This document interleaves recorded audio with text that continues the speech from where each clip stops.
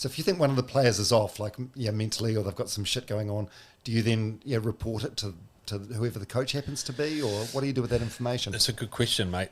Yes, I like having good relationships with the players, but it's more, it depends on the player and depends on the who, and it's not about, I'm not selective in who I become friends with or anything, but I'm mates with a few of the boys. It's just sort of what happens when you've been through so much together.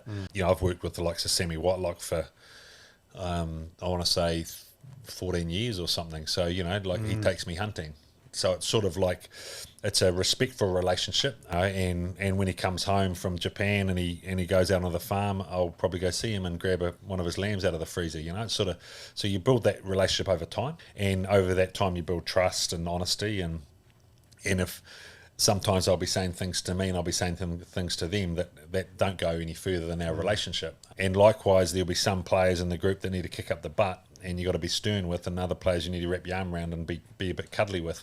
So you sort of take your time trying to understand that and build relationships. And I think trust is massive.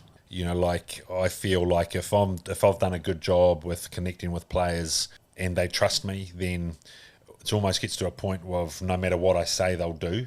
I remember, it would have been last year, leading up to the World Cup, we had a test match here, and Pete Gallagher, the physio, and I were at a gym session, and it was just going real good. Like, the guys were lifting, they were engaged, they were energised.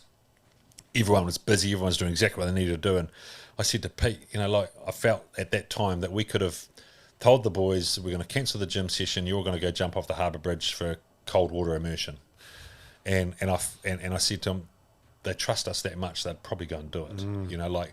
There'd be no questions. And so I think that's the sort of where you're trying to get to with your relationship is the trust, so that then they can come to you as well to say, I don't like this, it doesn't make me feel good on Saturday, or can we change this, or hey Gill, I want to do a bit more. You want to be approachable and have trust. So that's where the relationships go. But some things go to coaches or doctors or physios, some things won't, and I suppose there's a fine line there.